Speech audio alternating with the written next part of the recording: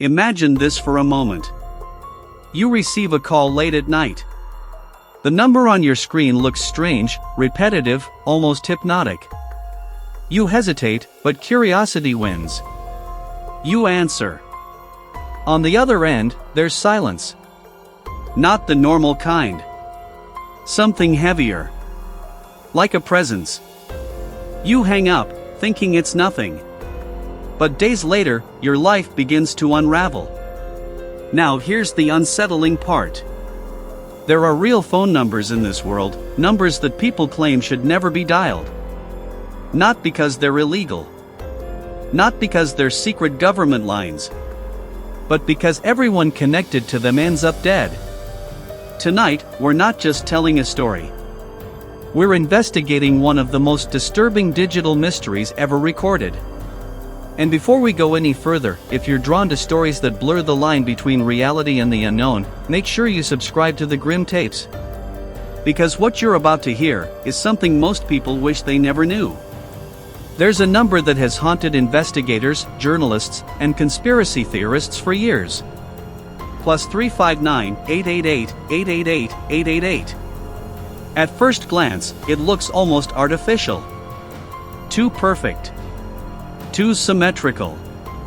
But behind those repeating digits lies a pattern that no one has been able to explain.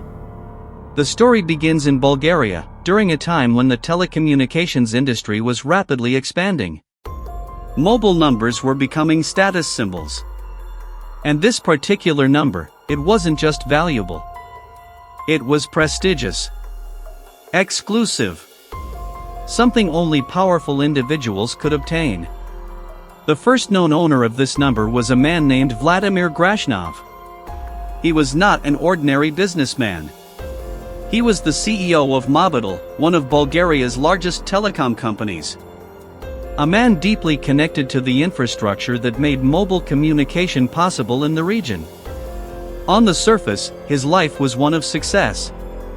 Wealth, influence, control. But then something unexpected happened. He died suddenly from what was officially reported as cancer.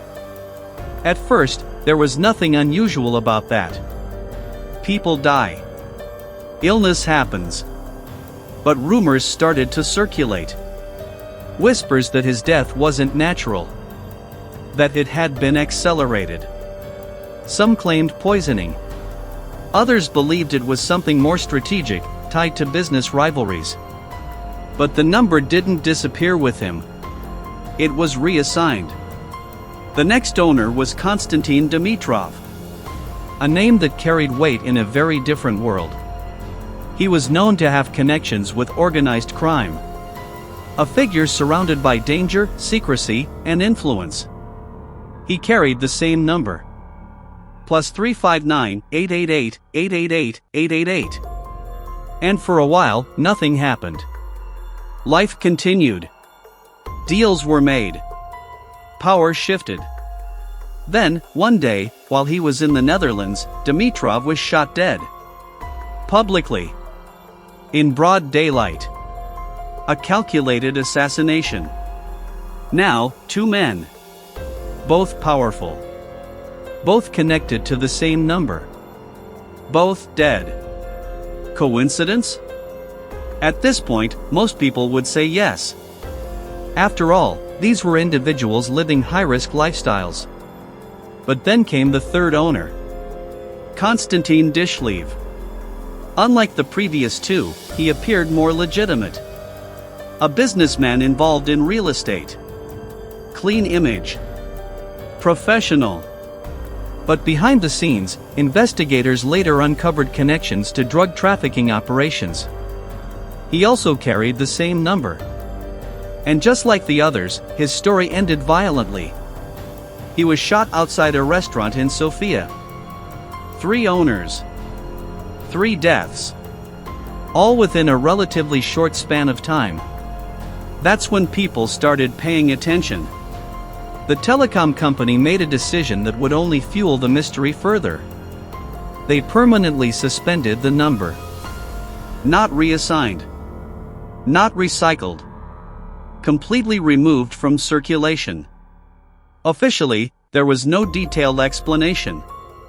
But internally, it was seen as a necessary step. The number had gained a reputation. A dangerous one. Customers didn't want it. Employees didn't want to deal with it. It had become something else entirely. Something people feared. But this is where the story takes a darker turn. Because numbers are just numbers. Right? They don't kill people. They don't influence events. They don't carry intent. So why does this pattern exist? One theory suggests that it's purely statistical. A coincidence amplified by human psychology. When something unusual happens once, it's ignored. Twice, it raises questions. 3 times, it becomes a pattern. But there's a problem with that explanation. The probability. For 3 high-profile individuals connected by a single unique identifier to all meet violent ends, the odds are extremely low. Not impossible, but low enough to raise suspicion. Another theory shifts the focus away from the number itself, and onto the people who owned it. These were not ordinary individuals. They operated in environments where danger was part of daily life. Organized crime. Corporate power struggles. Hidden networks of influence. Maybe the number wasn't cursed. Maybe it was a marker. A signal. A way to identify individuals within a specific circle. A digital tag that connected people involved in high-risk operations. If that's the case, then the number becomes something else entirely. Not a cause, but a clue. But then there's a third theory. One that's harder to dismiss than it sounds. Frequency. Every number, every signal, every digital transmission operates on a frequency. Patterns of repetition can create resonance. In physics, resonance can amplify energy. In certain conditions, it can even destabilize systems. Now apply that concept in a more abstract way. What if certain sequences of numbers create a kind of informational resonance? Not in a physical sense, but in a systemic one. Affecting probabilities. Influencing outcomes in ways we don't fully understand. It sounds like science fiction. But consider this. In the modern world, numbers define almost everything. Identity numbers. Phone numbers. Bank accounts. Digital signatures. Algorithms process these numbers constantly, making decisions, predicting behavior, shaping outcomes.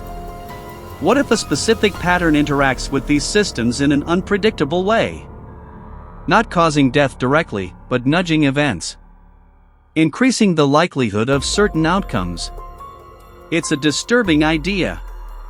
Because it suggests that randomness might not be entirely random. And then there are the stories that don't make it into official reports.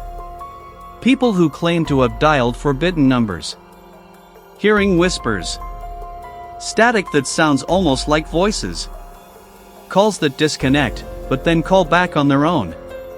Most of these accounts are dismissed. Hoaxes. Urban legends. Psychological effects. But not all of them. In the age of the internet, stories spread faster than ever. Numbers from different countries have gained reputations. Some are said to connect to abandoned lines. Others to unknown networks. There are lists online. Numbers people warn you never to call. Some are harmless. Some are scams. But a few have histories that are difficult to ignore. And that brings us back to the central question. Is +359 888 888 888 cursed? Or is it something far more grounded and far more unsettling? Because if this is just coincidence, then it challenges our understanding of probability. If it's connected to crime, then it reveals how deeply hidden networks can operate. But if there's something else at play, something tied to patterns, frequencies, or systems we don't fully understand, Then we're looking at a phenomenon that goes beyond a single phone number. We're looking at a flaw in reality itself. Now think about your own phone. The number you carry every day. The one tied to your identity. Your contacts. Your digital life. What if numbers aren't as neutral as we think? What if certain sequences carry weight? What if somewhere out there are more numbers like this? Numbers that have been quietly removed. Forgotten. Buried. Not because they were useless, but because they were dangerous. So here's something to consider. If you came across a number with a history like this, would you call it? Or would you ignore it and always wonder what might have happened if you didn't? And more importantly, do you believe this was all just coincidence, or do you think there's something about certain numbers that we're not meant to understand? Write your thoughts in the comments. Not just what you think happened, but what you think is possible. If you found this investigation unsettling, make sure you like the video. It helps bring more of these hidden stories to light. And if you haven't already, subscribe to the Grim Tapes. Because the deeper we go, the stranger things get. Until next time, be careful what you dial.